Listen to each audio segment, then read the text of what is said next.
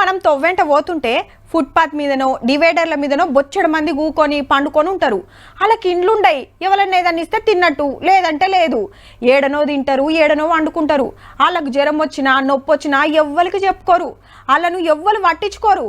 కొందరంటే కొందరు బిచ్చమడుక్కొనైనా తిండికెళ్ళ తీసుకుంటారు. కానీ చాలా మంది మన క్యారీల సుతుండరు.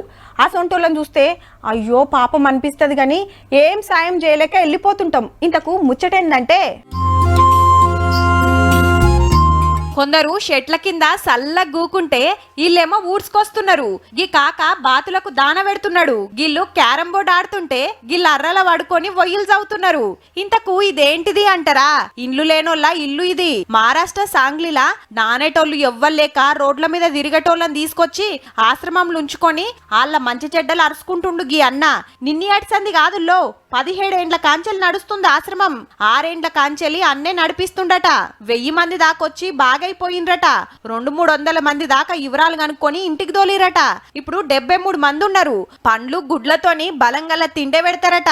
మళ్ళా షుగర్ ఉన్నోళ్లకు అలాగ్. ఇక పొద్దుగాల 6 గంటలకు నిద్ర లేపితే 7 గంటల వరకు ప్రార్థనలు ఉంటారట. జరసేపు ఎక్సర్సైజ్ చేసినాక 9 గంటలకు నాస్టా. అటెనక జరసేపు ఎవ్వరికి దోషిన శాతనైన పనులు వాళ్ళు చేస్తారట. పగటిలి 1 గంటకు మళ్ళా పువ్వ పెడతారు. అటెనక జరసేపు అట్లు ఒరిగినాక 3 గంటలకు లేచి చెత్తగిత్త లేకుండా సాఫ్ చేస్తారు. 4 గంటలకు షాయ బిస్కెట్లు ఇస్తారు.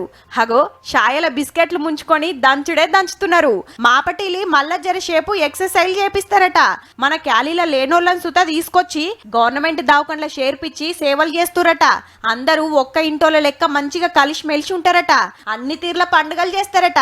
పుసుక్కున గట్లనే ఎవరన్నా కాలం చేస్తే దానం కూడా వీళ్ళే వేస్తారంటే చూడురిగా. మరి పైసలు ఏడికెళ్ళొస్తాయంటే 100కి 10 రూపాయలు సర్కారోళ్ళు ఇస్తే కడమై దాతల నుంచి వస్తాయట.